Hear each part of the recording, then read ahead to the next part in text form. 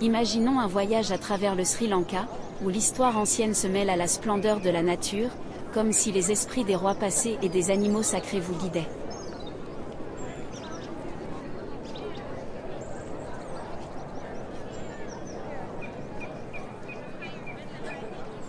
Notre récit commence au cœur de l'île, au pied du majestueux rocher du Lion à Sigiriya, une forteresse du 5e siècle érigée par le roi Kashyapa.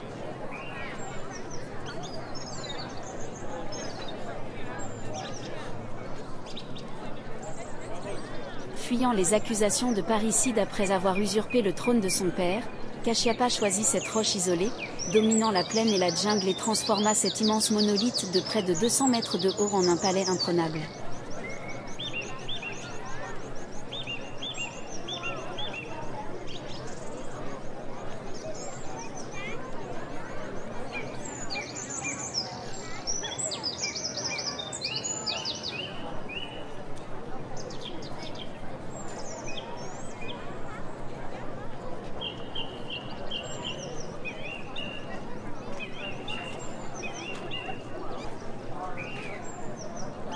L'ascension est sportive, 1200 marches d'escalier taillées dans la pierre.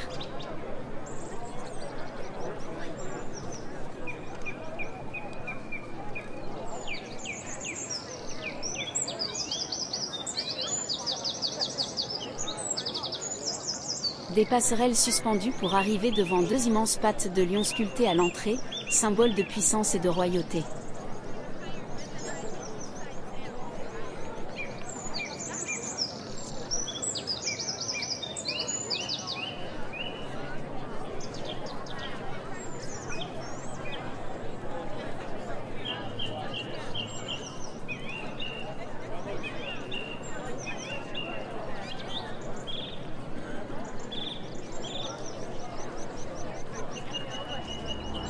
De Sigiriya, nos pas nous mènent non loin de là, vers les grottes sacrées de Dambulla.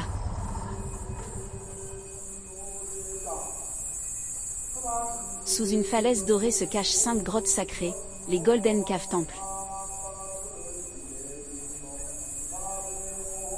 450 marches nous mènent à ces temples troglodytes, datant du 1er siècle avant Jésus-Christ. Ils servirent de sanctuaire au roi Valagamba, qui s'y cacha pendant 14 ans après avoir perdu son trône.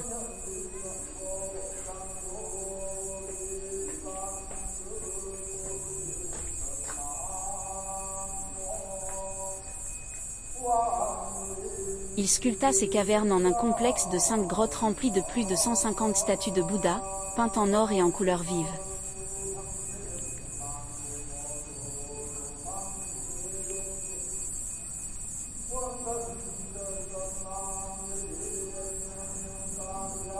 C'est le plus grand ensemble de temples rupestres préservés au Sri Lanka, un témoignage de la résilience bouddhiste face aux épreuves.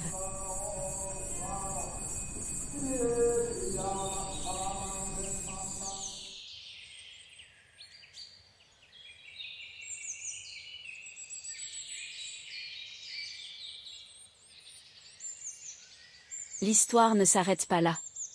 Elle nous pousse vers Polonnaruwa, l'ancienne capitale qui succéda à Anuradhapura au Xe siècle.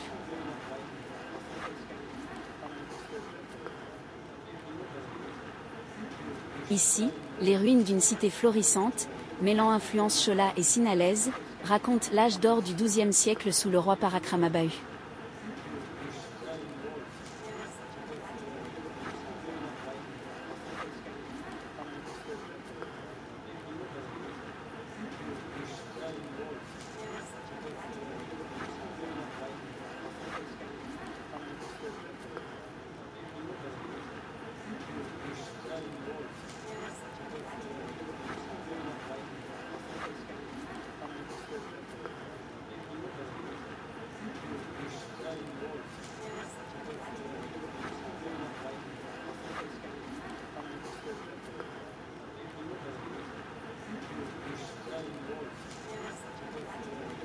Les ruines témoignent d'une cité raffinée, avec ses palais, ses temples, ses bassins et ses stupas majestueux.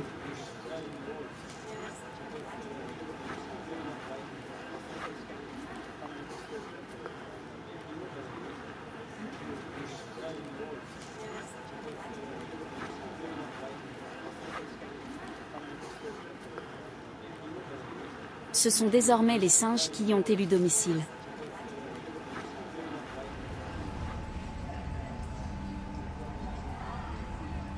En parlant singe, revenons un instant à Sigiriya.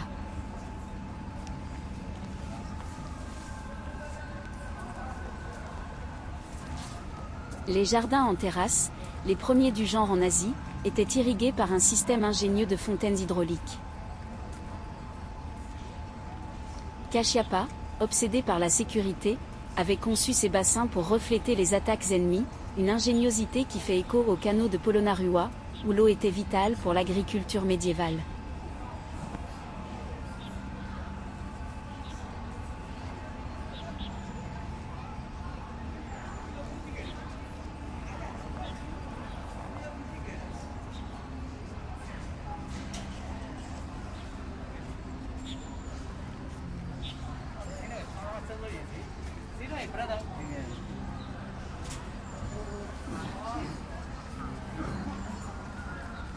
On imagine le palais disparu, les bassins, les jardins d'eau, les couloirs du roi.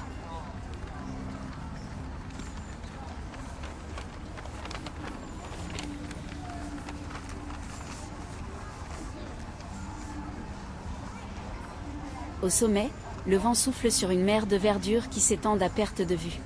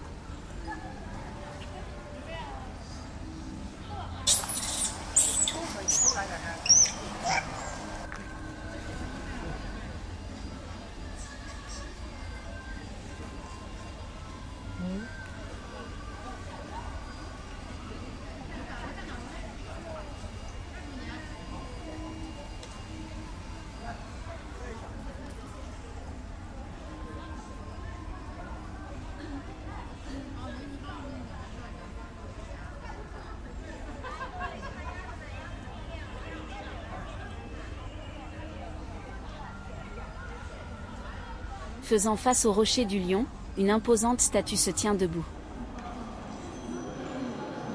Elle représente une forme féminine du Bodhisattva, celle qui choisit de demeurer sur terre pour guider les âmes vers la paix intérieure.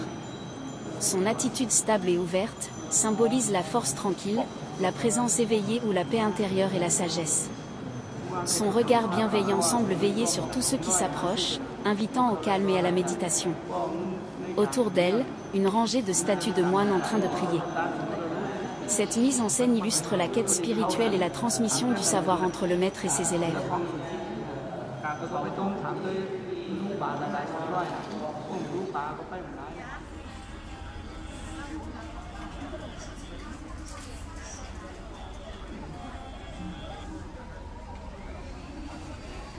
Thank you.